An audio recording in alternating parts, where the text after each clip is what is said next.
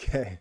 So I really enjoy the work that I do. I get to spend time with a lot of really amazing people. Earlier this week, we work with this group in North Bay. They have cultural practitioners and healthcare practitioners, like Western healthcare practitioners, and they are doing everything that they can to make sure that both are working together really well. And so I was brought in as a resource person for them, and we've been I've been having so much fun with them. It's just a little working group, and they asked some really amazing questions. So earlier this week, I was asked about cedar and toxicity, which I'll get to in a minute. But one of the ways that we answered that question is first to understand the importance of cedar, which is like outrageously like one of the most important medicines that somebody could ever be engaging with, for three main reasons. We look at detoxification. So one of the ways that your body detoxifies itself is through your lymphatic system. You poop, you pee, and you sweat. How does your body get rid of waste via sweat? Is through your lymphatic system, and because one of the mechanisms that it has is these little doors that empty. So yeah, one of lymphatic system's major jobs is to scavenge in all of the dead space in your body. So everywhere where your blood vessels are not, your lymphatic system is. It collects rogue proteins, it collects garbage, and it transports it through the lymphatic system. Some of these pathways can empty into a sweat gland. Most of it just gets dumped back in your blood, and that toxins will tax your kidneys and your liver. One of the things that cedar does, though, is it activates a lot of these vestigial doors that apparently don't work. We found out recently that in the presence of cedar, those doors open, the lymph is sucked through and emptied into a sweat gland. That is then, when you sweat, all that is thrown out through your skin. Compounded on top of cedar's really effective strategy to encourage a process called diaphoresis, which is just your body sweating. So if you're one of those people who don't sweat, cedar is going to help with that, as well as stimulating your lymphatic system is going to be operating faster. So junk is going to be taken from the site, thrown out through your skin as fast as possible. And as well, one of the things that it does is it repairs the lymphatic system. This brand new process, brand new to literature, called lymphagiogenesis, where your lymphatic system will recreate tissue, heal broken parts, and stuff like that. So now the highway that lymph is traveling on as fast as possible to get thrown out through your skin, all those potholes are filled, and so you could fly. And it's really really good. So the detoxification is totally amplified much faster and without the taxation of the liver and the kidneys. Sometimes that lymph can take days to travel through and get back into your blood. In some people, the lymphatic system is so lethargic that it doesn't even move at all. It just builds up, and you have these swollen lymph nodes everywhere. That's this big dealio. So cedar is really important to help all that go through faster. So it's a really, really important tool for detoxification, but also for like energy utilization and partitioning. The lymphatic system, there's tissue that covers the first part of your small intestine, and its job is to collect fats from the food that you eat, get those fats circulating through your blood. So it goes from your small intestine back into the major artery that is then allows it to the fats to be circulating through your blood that then get utilized as energy.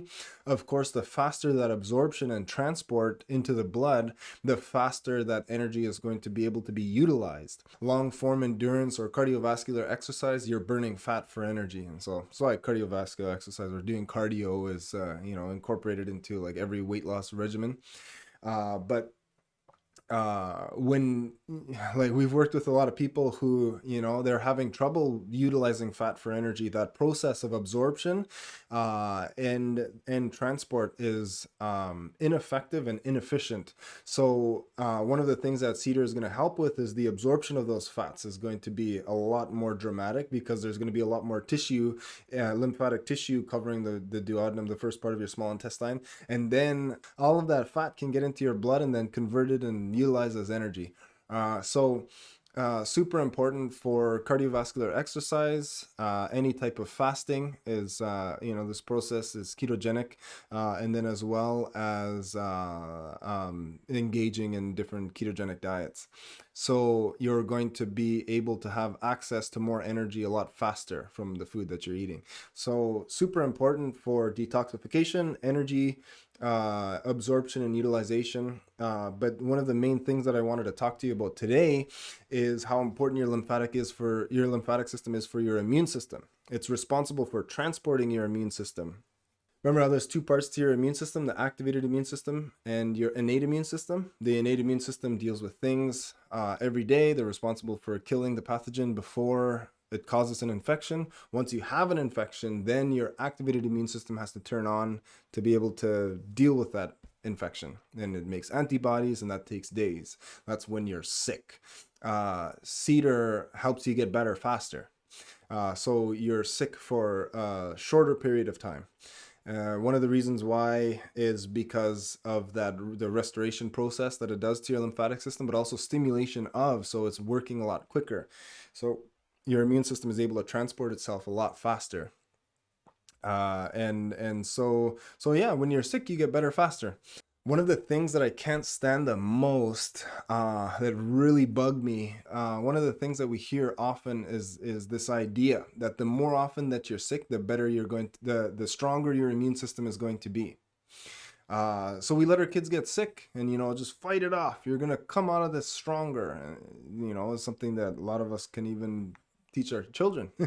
But the reality of that situation is that you're not telling the full story. So it is true. Your immune system is going to be getting stronger. It's going to be developing more memory. One of the most important things that we have to understand is that when we're talking about common colds, like the other common coronavirus, you only have immunity to those for between 8 months to a year. So that immunity doesn't last. So you can repeatedly be getting the same coronavirus every single year for the rest of your life, unnecessarily. Your immune system is not getting smarter or stronger.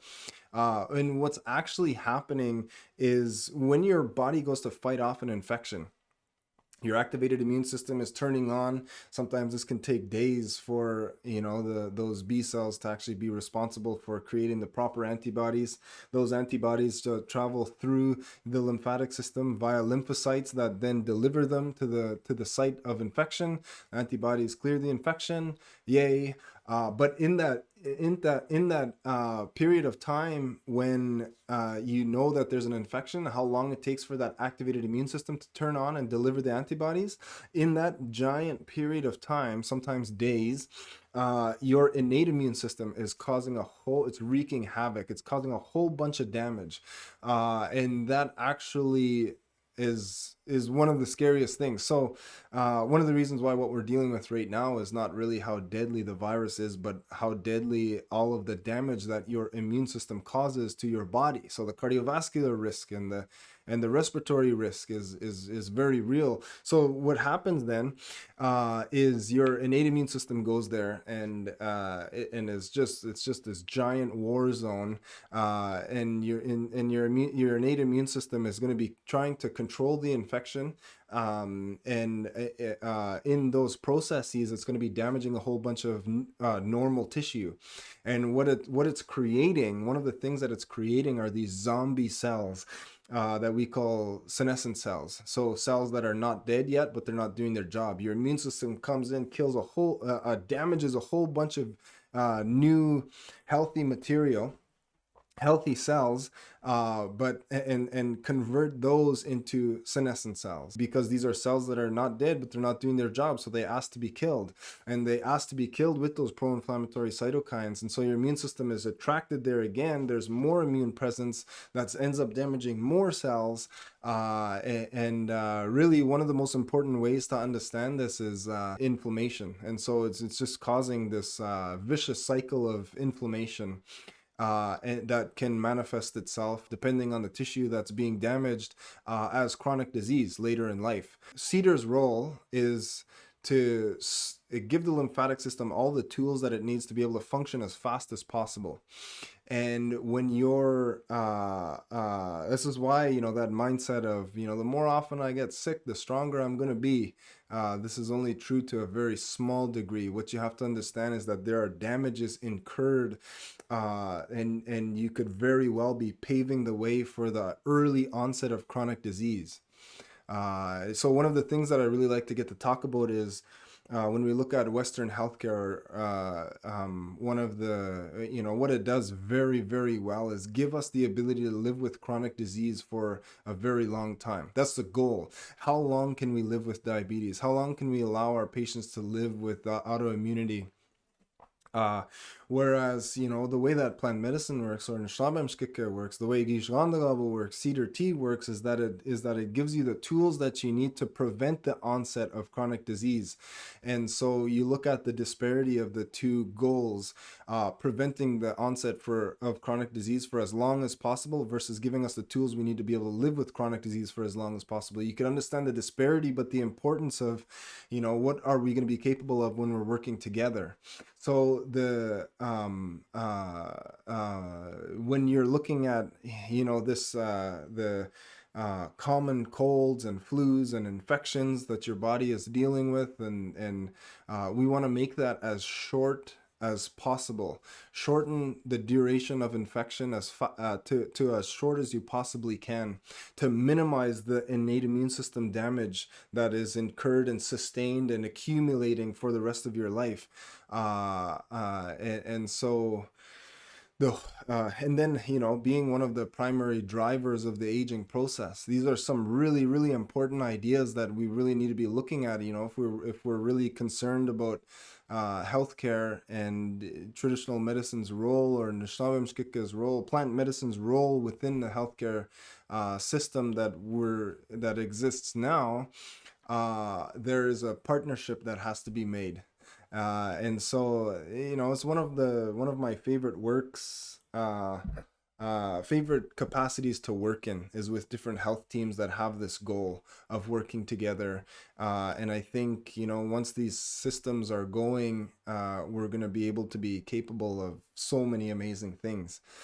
So to remember, Cedar's role in detoxification and energy utilization and partitioning, and then as well as helping your immune system, but not just helping your immune system, but giving your immune system the tools that it needs to be able to work as fast as possible, minimizing the amount of inflammation, chronic low-grade levels of inflammation that is sustained or incurred and sustained and accumulating for the rest of your life, driving the aging process. That's where Cedar's real effect is then going to be measurable, is supporting us through the aging process, preventing the onset of chronic disease, which will eventually kill us. But it's how long can we prevent those diseases from happening will determine, the quality of life that we have. And then once we have those chronic diseases, how then can we healthfully live with these? So that's real cool. I mean, so going back to the initial question, which was toxicity of cedar, it's actually really simple. So one of the things I wanted to share with everybody is that with every medicine, we have to express a certain amount of caution. Using plant medicine and incorporating different things into your diet, we should be doing all of these with an extreme amount of caution. But one of the main fears with Eastern white cedar, Thuja occidentalis, as having a dangerous terpene called thujone, and thujone, can cause so many problems, cardiovascular risk and damage and all of this stuff, but which is true, but one of the things that we have to understand is that thujone is not water soluble. So when you make tea, you're getting next to nothing. Certainly nowhere near the at the levels where it will cause problems. And actually, there was a really amazing study that was done, probably just to spite this idea, was done on white-tailed deer. Their favorite winter food is cedar. I mean, they just eat cedar all winter long. And if a deer is harvested in the winter months, there's more thujone present in a certain amount of the deer, the consumable parts of the deer that then would be in a year of consuming cedar tea on a regular basis. So not that, and then also with that study looking at the safety profile of consuming winter deer or deer that are wintering near cedar, it was still a safe food to eat. And so toxicity of cedar, we really need to, throw this idea out the window. It's not really a concern, especially when you're thinking about thujone. Obviously, you take a certain amount of common sense into the equation, which, I mean, I guess I really shouldn't be doing as a teacher, but, a couple cups of tea a day is, maximum what you would need. Most of us will just have like 1 or 2, maybe 3 cups of cedar tea a day. It's perfect. It's beautiful. You could do that every day for the rest of your life, and it's only going to do good. But you're not going to want to have a gallon every day. After you have a gallon of cedar tea every day, after a month, your liver enzymes might start getting a little out of whack. But so a certain amount of caution, a couple cups of tea a day, perfectly fine. And you're amplifying your body's detoxification processes, energy utilization and partitioning, and helping with your immune system.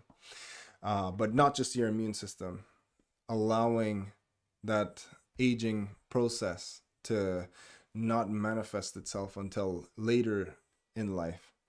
So I just wanted to share with you guys, a couple little things that we're doing, and that I just can't help but share some of these. Sometimes we get caught with these really neat questions that I think everybody should have a very clear understanding of. So hopefully I was able to bring that all into a pretty decent perspective for us to understand Giizhigaa'aandak or cedar tea just a little bit more. So, see you guys later.